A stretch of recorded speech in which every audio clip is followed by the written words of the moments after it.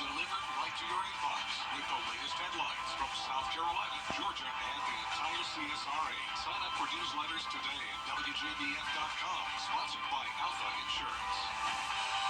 The Live 5 for 6 mobile app. Download it today.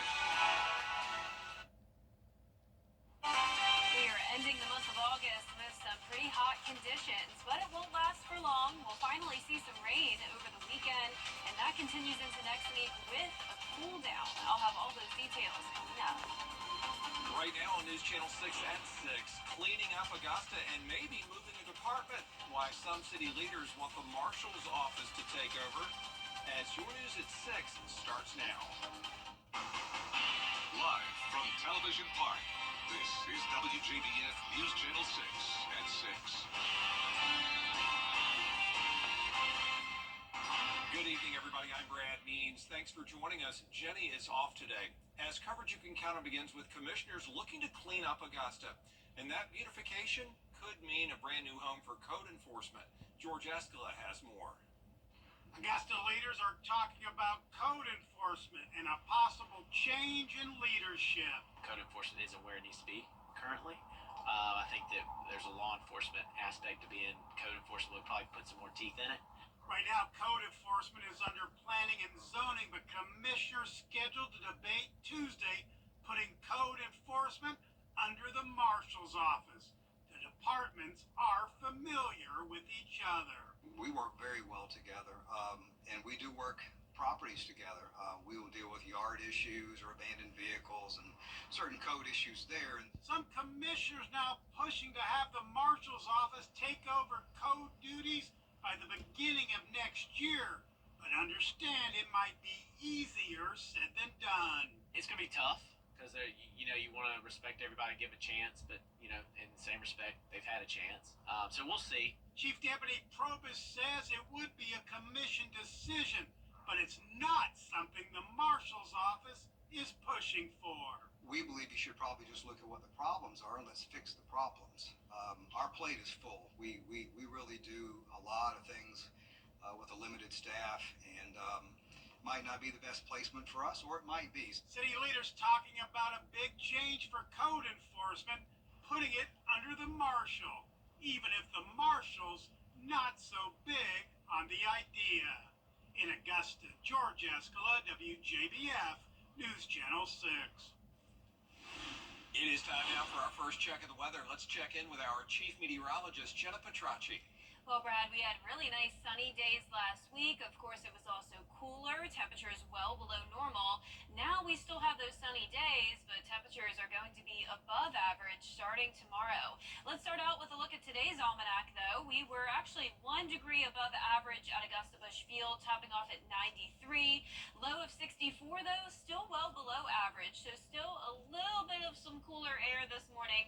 Of course, no rain. We have been under a very long, dry stretch of weather. Right now, we're sitting in the upper 80s to low 90s. 92 in Evans, 89 in McCormick, Allendale only at 86, 92 in Louisville, Augusta right at 90, 92 in Gibson, and 91 in Edgefield.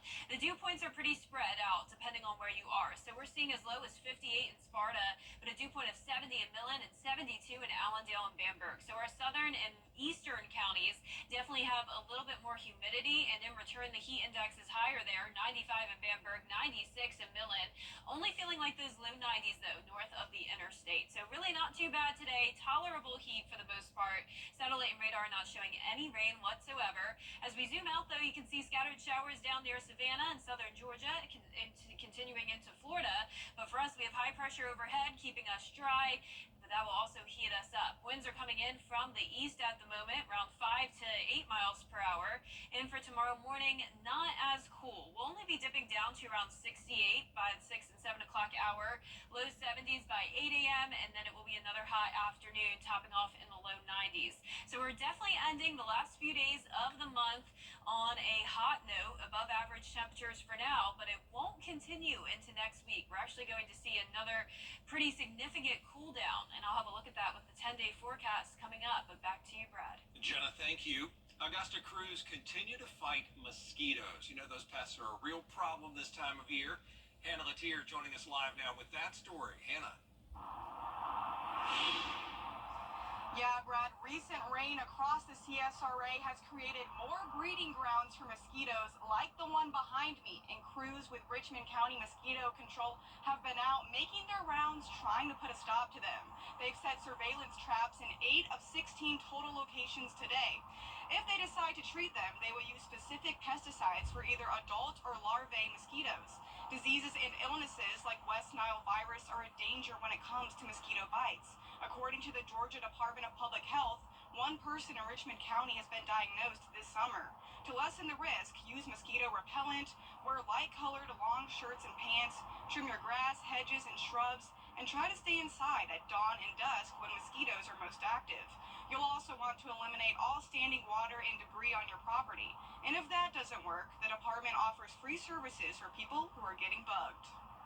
We have part-time seasonal workers who work at night who will come out to your residence and they'll do an inspection, walk around your home, look for any areas where mosquitoes are possibly breeding, and they'll tell you how to dump all that water out. And then while they're there, if mosquitoes are actively landing on them, then they can spray around the property with the truck. Call 311 to set up an appointment with mosquito control and visit WJBF.com for more information on how to prevent the pests. Live in Augusta, Hannah Latier, WJBF News Channel 6. A Waynesboro man facing charges tonight after an incident over the weekend. Investigators say it happened Saturday at the Magnolia Acres apartment complex. Deputies say Jaquel Gaines punched the victim and he had to go to the hospital because of that injury. Gaines is charged with aggravated battery. The FBI reporting that for the last decade, the South has the highest number of trafficking cases and drug offenses. Investigators say marijuana, meth, and cocaine are the top 3 drugs they recover. From 2013 to 2022, the FBI says the South has nearly half of all human trafficking cases, the largest region for that. Victims 13 to 19 years old, 8 out of 10 are women. Maybe you see somebody at a store repeatedly who's always with a different adult or the same adult is not their parent, but they're letting that adult make all the decisions for them and speak on their behalf all the time. Those are all potential signs of human trafficking. The FBI says the top 3 additional offenses associated with human trafficking include promoting prostitution, rape, and pornographic or obscene material. A local police officer back on the job after he was shot on duty some 4 months ago. Sergeant James Hall was injured April 27th while he responded to a shooting near Razor Road and Carroll Street.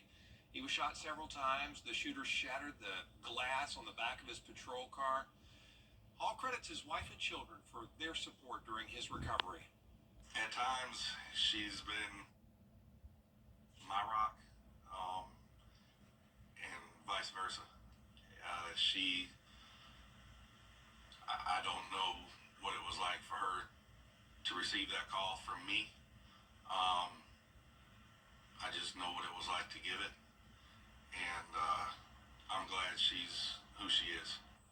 So far, no arrests in the case. If you have any information, SLED would love to hear from you. There's that number, 843-554-1111. Well, this week on Jenny, French cuisine at its finest, right here in Hammond's Ferry. Join us Tuesday and learn the delicious backstory to Bistro 55 in Hammond's Ferry.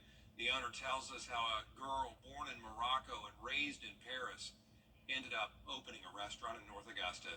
You'll love to hear about her journey and the amazing food. The pictures of these dishes are mouth-watering. Oh my goodness. The filet looks absolutely beautiful. It's to die for, melts in your mouth. Yeah. Yes. We have the canard orange, Yeah, it's a right. must. Right? And don't forget our French onion soup, which is very popular. And of course the sweet one, which is the chocolate souffle. Is there like a croque monsieur? Yeah, of course we do. Oh, of course. We have the croque monsieur, Fabulous. the croque madame. Paul, that also tells us about Sunday brunch and special theme nights, plus the benefits of pickleball and a peek inside the new Dinked Pickleball in Augusta. Also, if you need some me time in your busy life, we have an expert who's talking about the importance of taking care of yourself so you can take care of your family. That's Tuesday at 12:30 on Jenny. Coming up right here, digging deeper into the attempted assassination of former President Donald Trump. The latest on that investigation next. And we are staying sunny and dry for now, but the difference compared to last week is that we are cranking up the heat. But as we go into Labor Day weekend, we'll see some rain chances. And next week, those rain chances continue, and it will also get cooler. I'll have more details coming up. Hi, WJBF.com.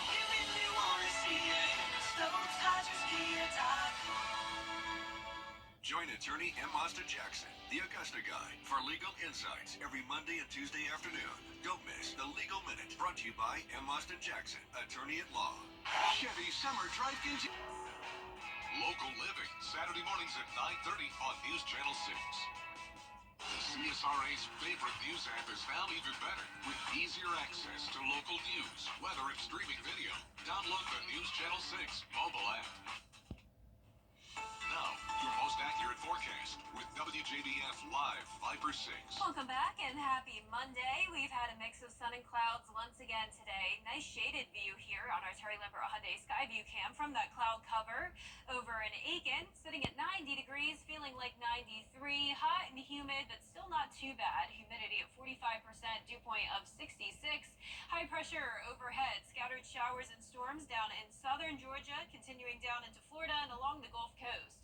Now, the majority of this half of the country is dry, though, with that high pressure, and it's also a heat dome, so temperatures are very hot in this area, and humidity is on the rise. The jet stream has now lifted further north compared to last week, and in return, you can see temperatures are in the upper 90s around Kansas City, Omaha, and even 91 in Minneapolis. Notice that sharp cutoff with 73 in Bismarck and 64 in Billings, so much cooler now on the west coast, except for places like the desert, of course, still always very hot, but the main focus is on the Midwest, where this is extremely hot for this time of the year. Notice excessive heat warnings in effect for places like Iowa into Illinois and Indiana. We're seeing upper 80s and low 90s here in the CSRA, though, so nothing we can't handle. This is typical summertime heat for us. 92 in Sparta, 90 in Sandersville, 87 in McCormick. Amberg, you're at 88 degrees, 88 as well in Aiken. Tomorrow, starting out in the upper 60s, so not as cool in the morning, and then climbing to around 93 in the afternoon.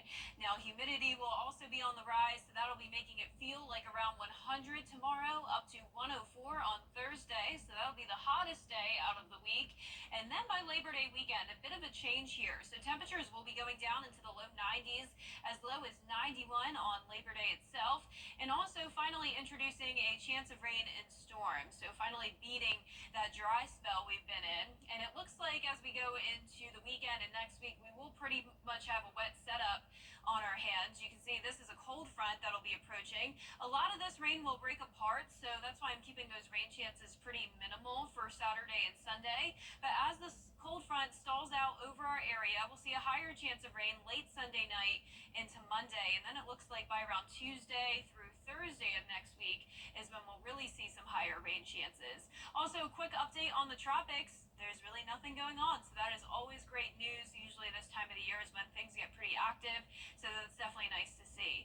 Upper 60s to low 70s for our lows tonight. Highs tomorrow will be in the low to mid 90s. And here's a look at that 10-day forecast. So mostly sunny skies and dry for now. 96 for Thursday, down to 93 over the weekend. 30% chance of rain.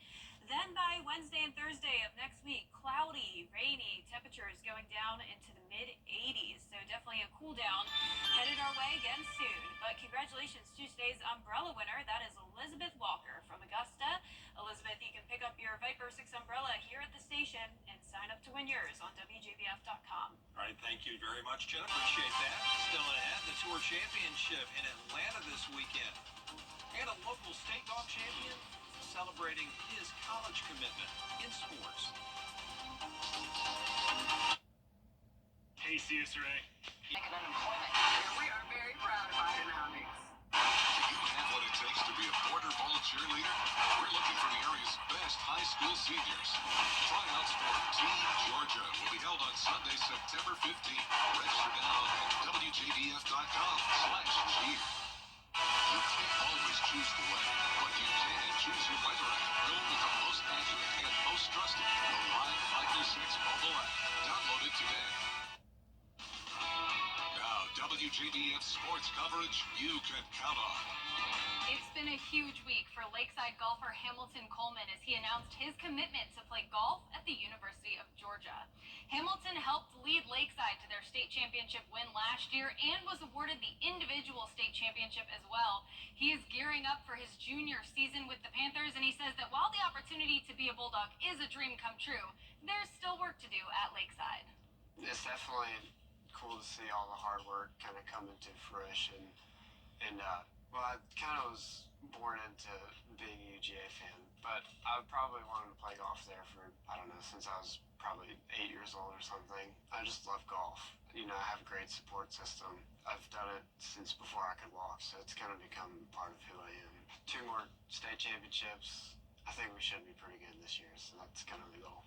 As a coach, there's the saying, I was handed the keys to a Ferrari. I'm just trying not to mess it up. Not only is Hamilton an exceptional golfer, he's a great student, and he's even a better young man.